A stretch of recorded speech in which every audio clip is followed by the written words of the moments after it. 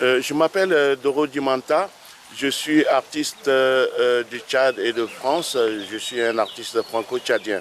Je vis donc à Saillant depuis 27 ans et voilà, je pratique la musique, le conte, le théâtre et des choses comme ça. Et j'essaie toujours d'articuler mon travail d'artiste avec la culture et la citoyenneté.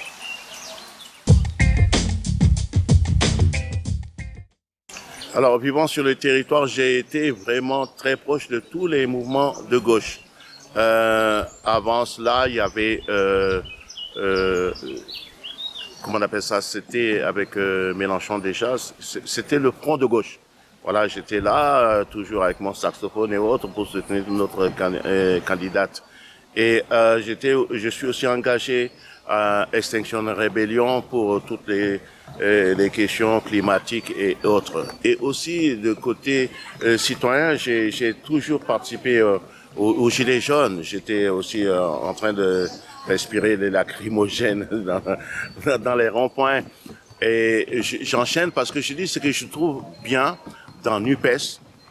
Enfin, la politique est remise sur ses bases.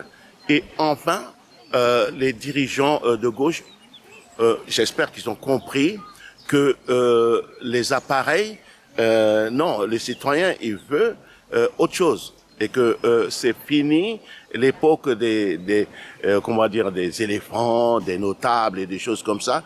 Et c'est l'irruption brutale de la jeunesse, vraiment, parce que quand on voit beaucoup des femmes et d'hommes politiques maintenant sont jeunes et ils en veulent et ils remettent tout sur la base.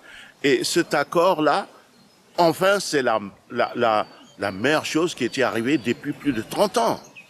C'est pour ça que je trouve que NUPES, ils ont la méthode. Et sans la méthode, on n'arrive à rien.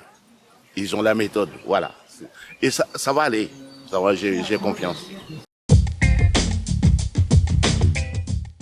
Je dirais que le sujet qui me touche le plus, moi j'ai vécu dans un monde qui disparaît sous mes pieds. Vous voyez, la rivière là, elle va plus couler. Ça va être terrible. C'est vraiment le sujet qui me tient le plus à cœur.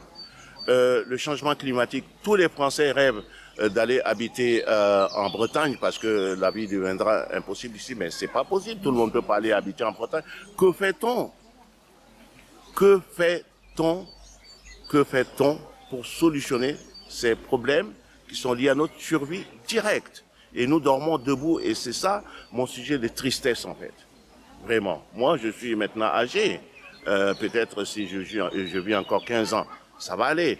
Mais qu'en est-il de ces enfants-là? Quelle sera leur vie? C'est vraiment un sujet un peu angoissant pour moi, franchement.